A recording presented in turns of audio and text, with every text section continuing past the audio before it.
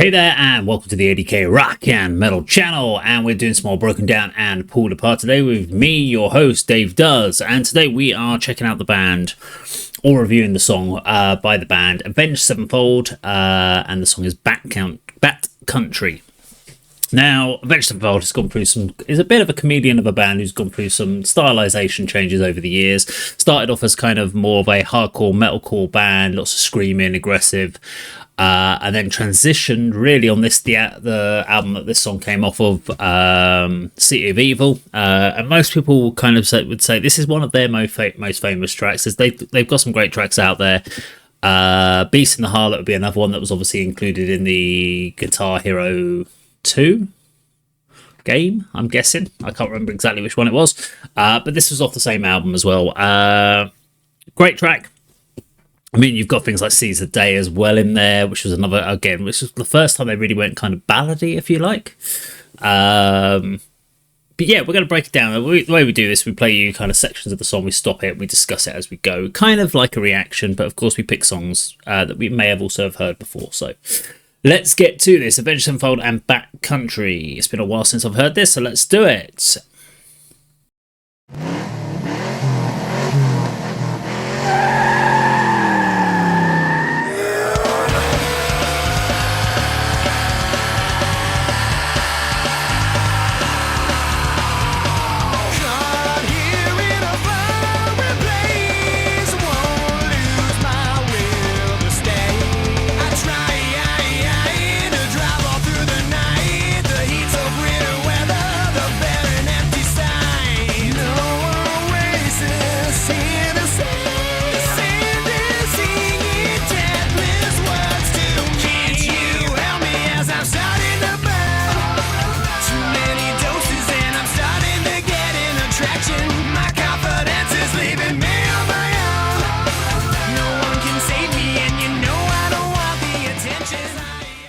Okay, good time to stop there because we've got the kind of the first verse, chorus out the way.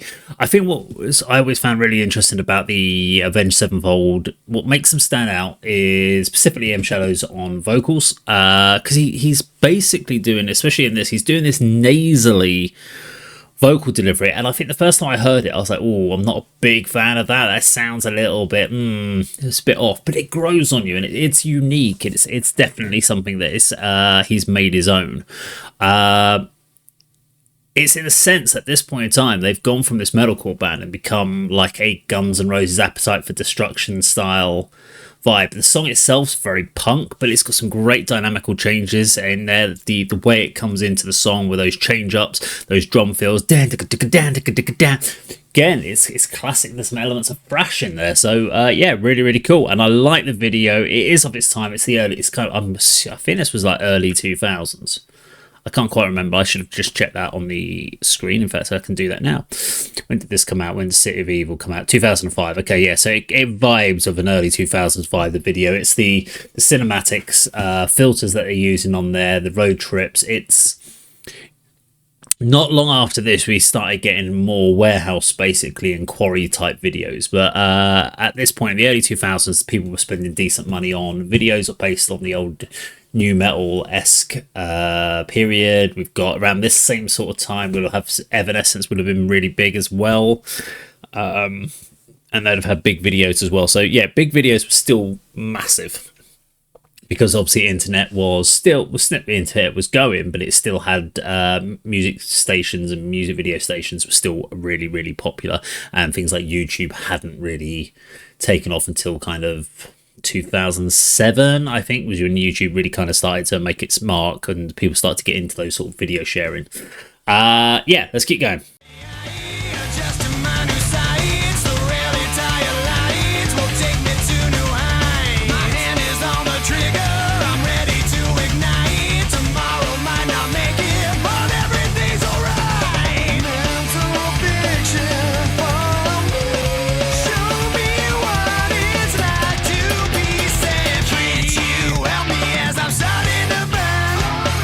Too many doses and I'm starting to get in a traction.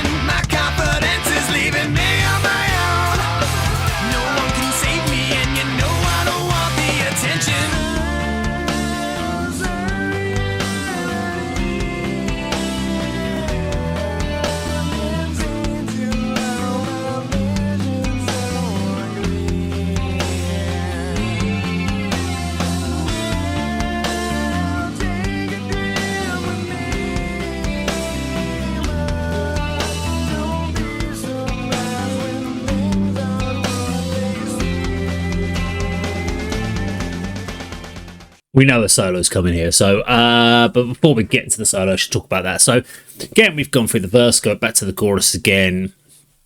Good repetitions, got some natural hooks like nah, yeah, yeah, gets into your head. And then we get this midsection, which dynamically gives you a nice breather. However, vocally and stylization, it feels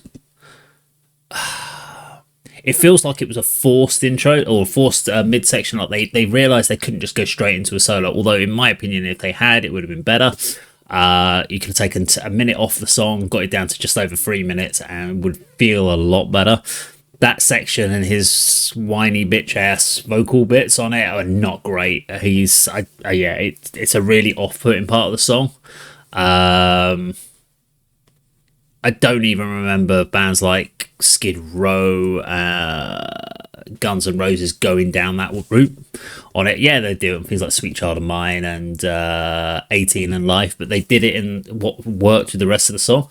This feels like a weird section for it, and for me, skip it. I'd rather edit the song out and take that bit out of it. But let's get to what is going to be effectively the solo. Let's do it.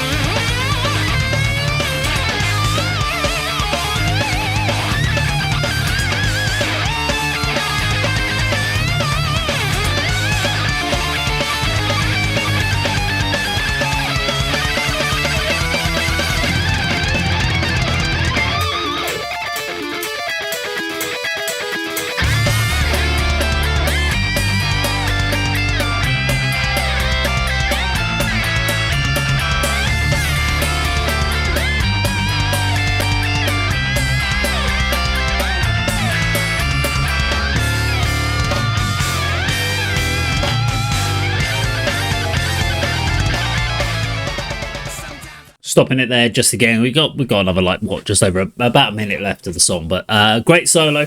What's really surprising is there's a couple of things that stand out for me from this period of time. So in the early 2000s, they had a look, they had a vibe. Now over the time they've changed it. They've gone for when they did things like Hail to the King era, they were doing like a more of a standard rock look. Now you see them on stage. I saw some videos of them playing at one of the festivals, and they look like they've just basically come out of doing the home decorating. They just casual, like old t-shirts and stuff. And put a bit of effort in.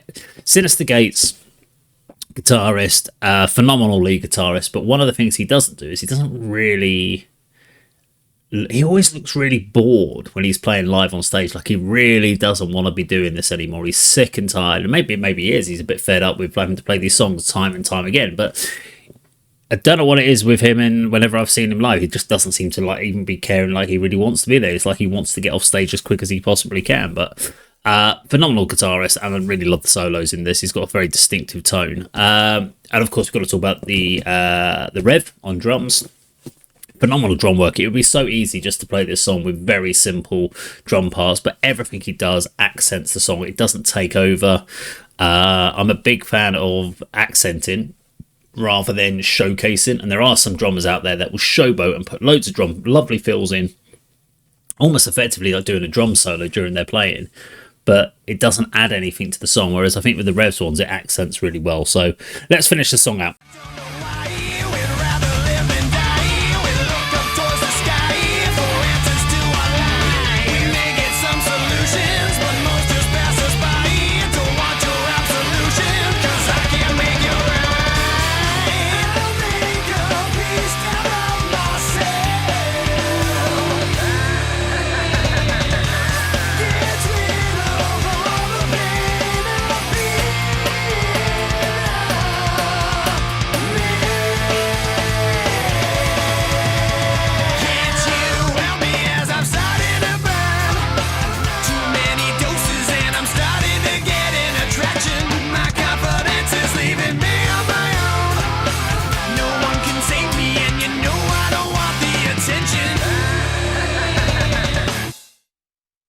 Okay, there we go. Avenged Sevenfold and Backcountry again. Phenomenal drum playing there. I love the little off time on the offbeat ride work he does over that chorus.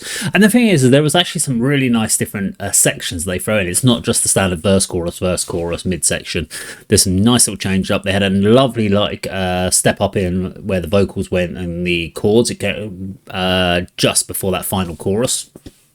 And that could have been used a bit more as well. I think that could have been expanded into the song. So, yeah, I would have got rid of that little clean bit. It felt like an afterthought from when they wrote it as an excessive part just to break the song up. And I don't think it was needed. It could have got 40 seconds out of the song there, 30 seconds, 40 seconds, wherever it worked out as. I would have made the song feel more complete as a whole unit rather than as broken up. But I understand kind of why they went to do it, just to kind of give you a bit of a breather in the song. But yeah, thoroughly good track there from Avenged Sevenfold and Backcountry. I have to be honest, I haven't listened to anything from them in more recent times. Last time thing was the album with Hail to the King on, and haven't listened to anything since, and I really should get back into listening to some Avenged Sevenfold because they are a very, very good band. But let me know what you think in the comments down below. Now, if you enjoyed the video today, please do like, share, and subscribe, and I'll see you on the video sometime very soon. Take care.